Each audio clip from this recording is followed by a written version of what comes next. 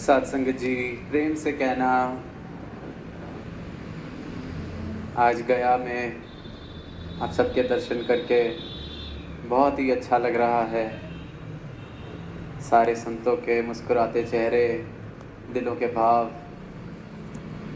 और जब से ये कल्याण यात्रा शुरू हुई, जहाँ जहाँ भी जाने का मौका मिला, भरपूर प्यार श्रद्धा के भाव देखने को मिले।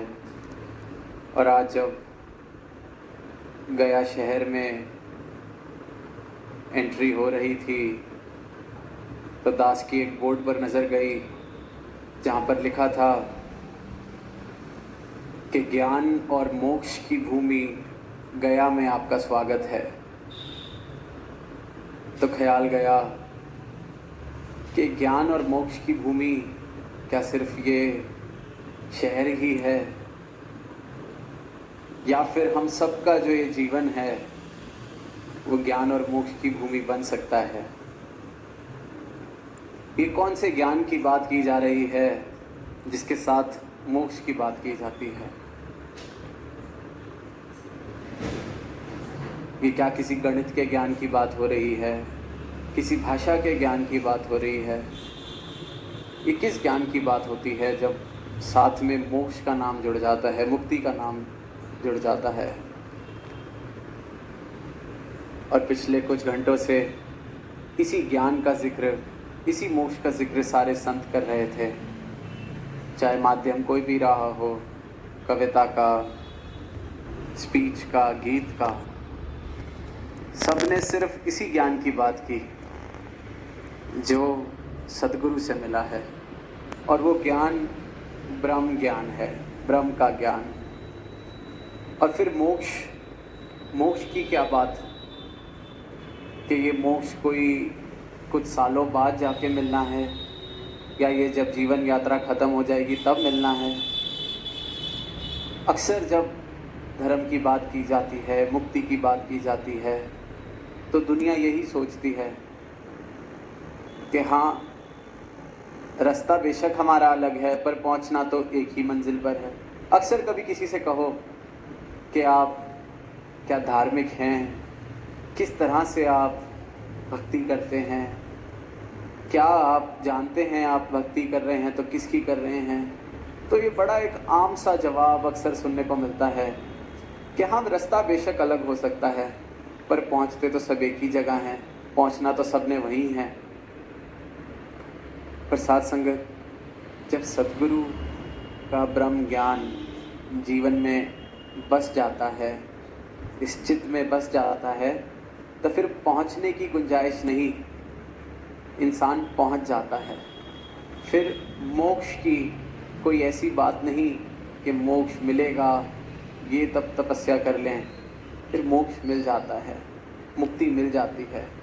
मुझे मेरे बंधनों से मुक्ति मिलनी शुरू हो जाती है, मुझे मेरे विकारों से मुक्ति मिलनी शुरू हो जाती है। और यही फिर एक भक्ति का मार्ग है।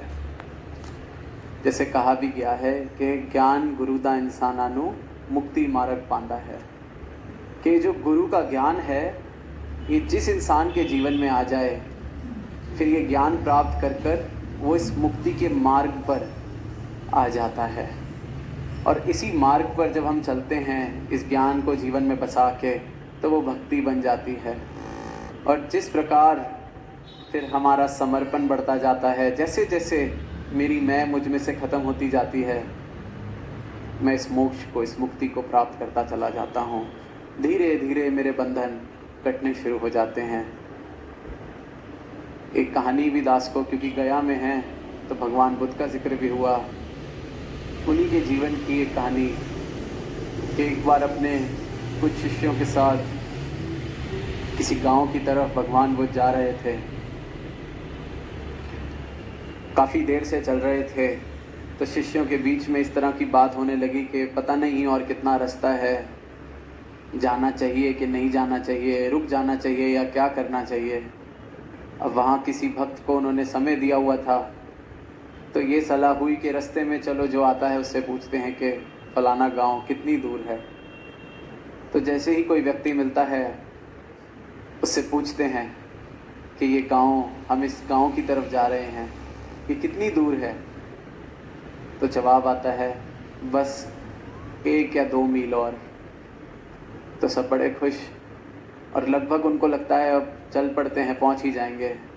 और जब 2 मील का सफ़र उन्हें लगने लगता है कि हम शायद पूरा कर चुके हैं, पर कोई गांव तो दिख नहीं रहा, लेकिन सामने से तब एक और व्यक्ति, उससे पूछते हैं। वो कहता है बस 1 आधा मील और, 1 आधा मील और चल लेते हैं। ऐसे ही पहुंचते हैं तो वहाँ भी कोई गांव नहीं। तो फिर एक और व्यक्ति आता है, 2 मील और। ऐसे करते करते 12-15 मील का सफ़र 5-7 बारी लोगों से पूछ के कर जाते हैं। तो एक शिष्य थोड़ा क्रोधित होने लगता है और कहता है लगता है ये सारा गांव झूठों का है, सारे झूठे बैठे हैं यहाँ पर, इस गांव में जाने का कोई फ़ायदा नहीं। कब से 2-2 मील करके हमें 15-20 मील चला दिया है इन्होंने। फिर सामने से भगवान बुद्ध मुस्कुराकर जवाब देते हैं, कहते ये झूठों का नहीं, ये उनका गांव है जिनके दिल में हमारे लिए बहुत करुणा है। अगर पहले वाला ही बता देता कि 20-25 मील और चलना है तो क्या हम चलते? हम सब यहीं बैठ जाते। उसने कहा बस 2 मील, तो उस सहारे से हम 2 मील चल पड़े। बहुत करुणा की उन्होंने हमारे ऊपर कि 1-1 मील करके, 2-2 मील करके ये सफ़र तय करा दिया। आज जिसके पास रात गुजारनी थी वह पहुंच जाएंगे। और साथ संगत सदगुरु भी यही करते हैं। जैसे अक्सर एक बात कि मैले कपड़े अगर धोबी के पास आते हैं तो वो उसको धोता है, कोई साफ़ कपड़े अगर धोबी के पास लेके जाएंगे तो कहेगा कि उसकी ज़रूरत क्या है। और आज अगर कोई यहाँ पहली बार इस मिशन की आवाज़ सुन रहा है तो अक्सर ये सवाल भी आता है कि मैं तो इतना क्रोधी, इतना लालची, इतना लोभी, क्या मुझे भी ज्ञान मिल सकता है? क्या धर्म मेरे लिए भी है? क्या परमात्मा मुझे भी प्राप्त हो सकता है?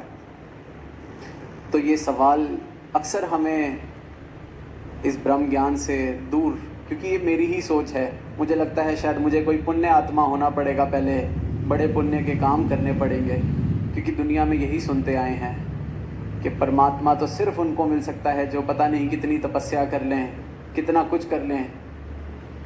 वही 25-30 मील का रास्ता बता देते हैं तो इंसान डर के दूर ही बैठ जाता है कि क्या जाना, इस रास्ते पे हमारे से होगा ही नहीं, हम ये कर ही नहीं पाएंगे।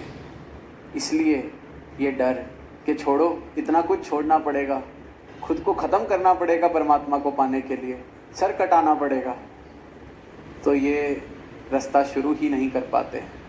पर जब सद्गुरु जीवन में आते हैं, वो ज्ञान जब ब्रह्म का देते हैं, फिर इस मार्ग पे हमें डाल देते हैं।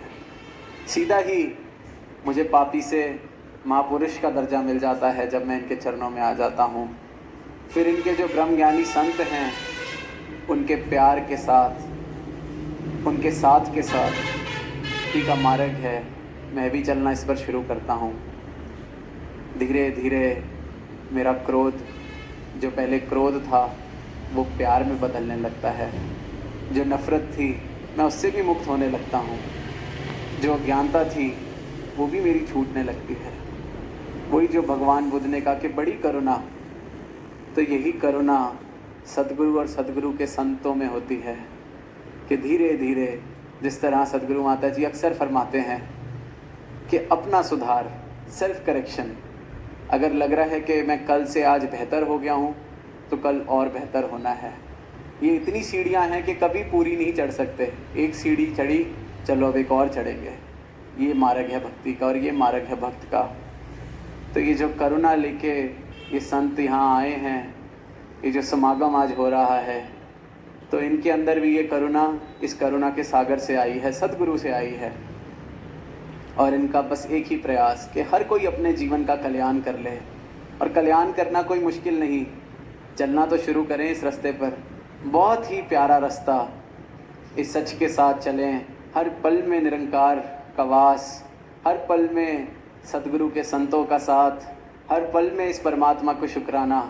और कैसे फिर मेरा अहंकार कब कहाँ चला जाता है, मेरा इस संसार से मोह कब कहाँ चला जाता है, कब मैं इस परमात्मा के साथ परमात्मा हो जाता हूँ।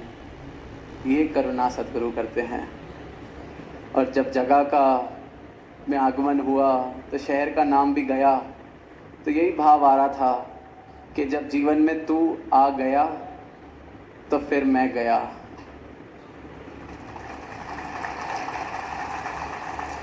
जब जीवन में परमात्मा आ गया तो ये अंधकार गया।